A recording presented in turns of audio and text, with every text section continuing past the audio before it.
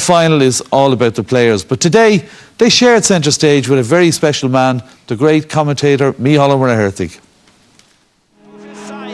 Croke Park with 82,000 and some 300 people present. A day absolutely straight from heaven. I would always consider that I'd be the link, that it's a service for, if you like, the public at large. Nobody is more important than the listener, I think. They're the people really that create the interest. They want to know what's happening. Something in the corner there, and you were being told about something that people all over the country wanted to hear about at the time. The whole thing arises from your level of interest in it. Unknown to yourself, you'll be doing research all the time. I'm fortunate that I always had a great interest in both the games, and I had an interest in the broadcasting aspect of it as well. Sport wouldn't exist if they had to play in an empty stadium. There'd be no good in it. There'd be no good in it for the players, and that they could hear the roar of the crowd, even though managers try and protect them from that, and I think that's not right. Players should be allowed to enjoy the lead up to it. It's part of it, and I don't believe that it puts extra pressure on them if they're giving interviews to the radio, to the television and the newspapers. I think it adds to it for them, and the good player will not see that as an extra pressure. They'll see it as part of it, because Cahill, the players need the supporters need the players. The entity is the thing that's wonderful. And I'm delighted to welcome Mícheál to studio. You're going to have to tell this story. I just said to Mícheál there a moment ago, where have you been before you came? I was in Croke Park. Yeah, obviously, yeah. But it took me 2.5 hours from the time I got out of the lift until I got moving slightly towards here. But it was great to meet people, losers, winners, all, and, you know, delighted they were at the All-Ireland final. There's only going to be one winner every year unless it's a draw.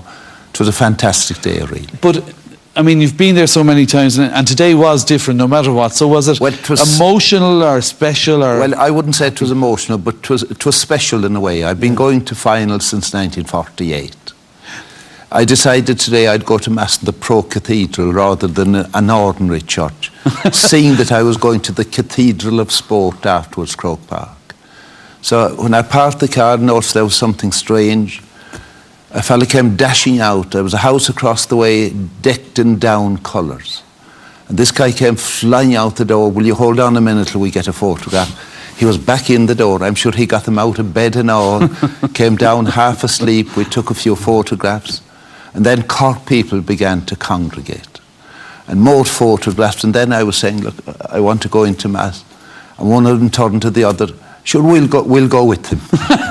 If I had the Pope's mobile, I told him I'd have 4 converts already on All-Ireland final day.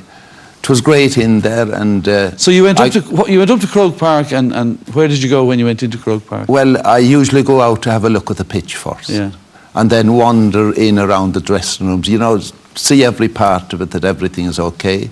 But you were stopped every 10 yards, I presume, were you? I met lots of people. The first steward I met, he was from Fontenoy, Leitrim in Down. I said Leitrim, Fontenoy. Colin McInerney is the school principal there. I had been in the school and spoke to a lot of people. But I had got word yesterday from the Taoiseach that he was anxious to call up to see me and where I work and all that. And of course I said I'll be there, but I said I don't want to miss the arrival of the teams. So he arrived up and we sat down in a commentary place and 2 mics in front of us. I assured him they were both switched off, and he made a lovely presentation. Agus bhí mar a caint as Gaeilge awfully bog oak. It's a lovely piece, agus bhí an rod go léir scríofa in Gaeilge ann. And we had that then. I went into a little room then to look over the teams, having been down, just settling down there when Lisa Clancy came in, and she said, oh, there's a huge cake. And well, she didn't. She said, I want you to come with me. Came into the media room there. There was a cake half as big as the small square inside there, a chocolate cake. And I did the piece of the cutting. It was all devoured within 5 minutes. The media were very hungry at the time. So a wonderful day, and then down at the field to get a presentation on the sod of Croke Park.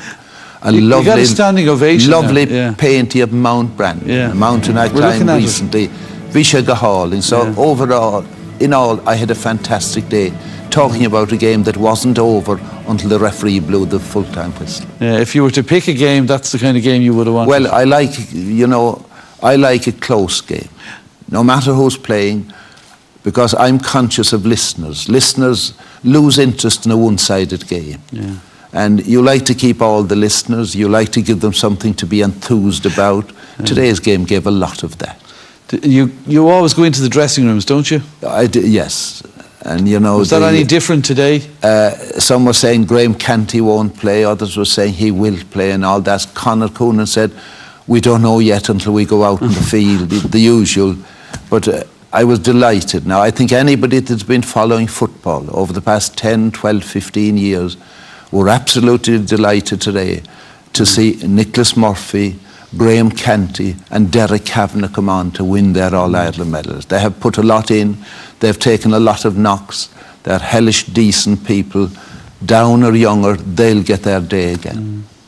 So it was a great day overall. And the last few minutes of the commentary, or the last moments when you knew, did you know this is the end of the commentary, or did that come across? It didn't really. I was just there to do the match and worry about the aftermath when it came along. So what are you going to do now tonight? Well, next Sunday I'll be in Hong Kong for the Asian final. I hope it's as exciting as today is. And the following Sunday, you never know, some county final will be on. I'll be somewhere anyway there. Ní bheith mé mo hí síos, I'll be moving. I take that's not a reference to me.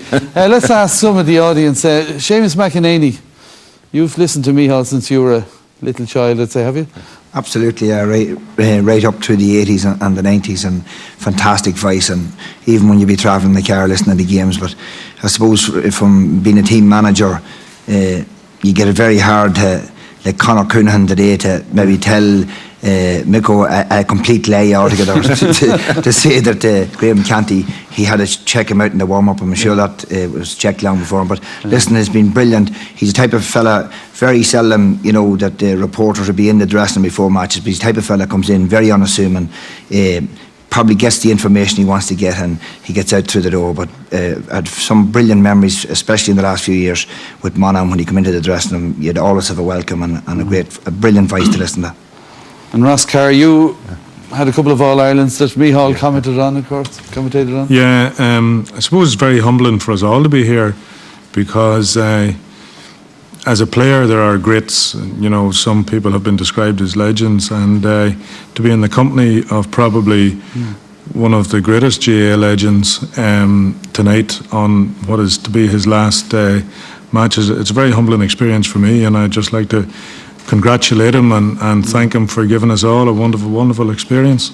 All right, well, you couldn't have summed it up better. I suppose you're humbled by it all, but on behalf I think there's part of the rewards for the like of me and yourself, not alone to be talking about the match, which is a great privilege, but to get the opportunity to know these people down there, from Banty over to Larry and Ross in the back. Remember the day, Ross? Is it now 75 yards? You had to kick it over to get an equaliser. It used to be 70. Bit like Paddy So Doherty. it's great to get to know them, and that's a fantastic, you know, honour. Really. Did you ever beat Conor Deegan at the golf? No, but I played with 3 Deegans one time up and down Patrick. I think it was a day before the match. Their combined handicaps came to 7. It was most intimidating, you know, to me. And Conor now playing up +4, you know. He'll be on the Ryder Cup next time round. And will you get your one story about Conor and the golf. The famous day, one of the best matches I ever saw, up in Derry, 1994. Derry as All-Ireland champions and Down coming there. The first game ever on that pitch. And I was walking around the pitch just looking at it. The Down bus arrived and they all came on the field. And I happened to meet Conor, and he was going around the head down. I said, what do you think, Conor? He said, I'd love to be playing a 3-iron off of that grass. He said. No mention of a kick. But he had a great game, a fantastic game the same day. All right, well, that's what makes it so special. You have a story about everybody in Too many people and too many stories, maybe. We've loads more to come, including our man of the match, our team of the year. But for now, Mícheál Ó Muircheartaigh, go to Míle Maith. Go to Míle Maith.